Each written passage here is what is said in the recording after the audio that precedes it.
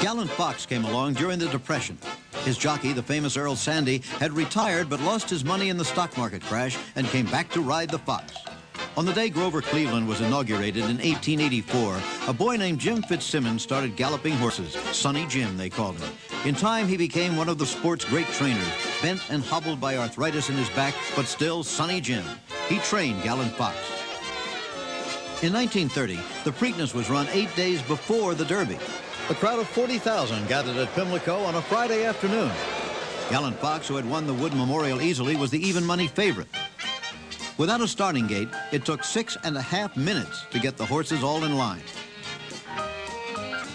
The Fox had a disturbing habit of letting the other horses leave the gate, then chasing them, and so he did briefly in the Preakness. But Sandy got after him.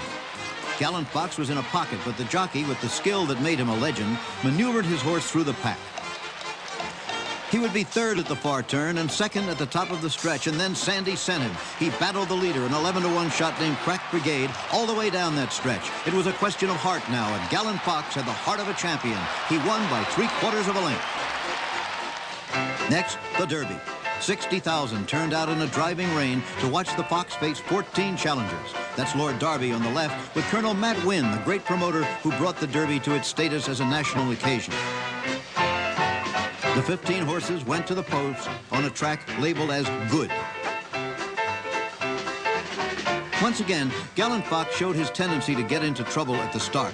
Unlike Sir Barton, he loved to have other horses around him. Wouldn't even work out unless 2 or 3 other horses went with him. Sandy knew this and again suffered through the early traffic patiently. Alcibiades was the leader, followed by Buckeye Poet. They presented no real threat. And Gallant Fox took the lead on the backstretch. At the half-mile pole, he led by 1, and at the quarter pole by 2. Alcibiades was finished now, but Gallant Knight made a brief challenge. It wasn't enough. The run through the stretch was a run to glory. They called him the Fox of Bel Air now, after owner Woodward's Bel Air stud in Maryland. The winning margin was just 2 lengths, but the Fox had slowed down. Maybe he was just feeling lonely out there by himself. It was the 3rd Derby win for Sandy. Only the great black jockey Isaac Murphy had accomplished that before him back in the 1800s. Of the Woodward horses' earlier challengers in the Classics, only Swinfield, who had finished 9th in the Preakness, went to the post in the Belmont. This time, the gregarious Gallant Fox didn't wait around to play with the others at the start. Sandy hustled him right out of there and into the lead. The favorite Which One was last behind Questionnaire and Swinfield. There would be no doubt on this day. Gallant Fox was the best of his crop. The Triple Crown would be the climax of Sonny Jim Fitzsimmons' career, which spanned 46 years at that time, although he had many more years and many more triumphs ahead of him. For owner Woodward, it was the ultimate satisfaction. He cared very little about 2-year-old racing and had his horses pointed for the Classics. Now he had the Triple Crown. Claiborne Farm was Gallant Fox's birthplace, and it was there that he returned to stud duty when a fever and cough caused his retirement at the end of his 3-year-old season. What a season it was. After the Belmont, he won the Dwyer and the Arlington Classic, the Lawrence Realization at 1 mile and 5/8, and the Jockey Club Gold Cup, in which only 1 other horse dared to test him.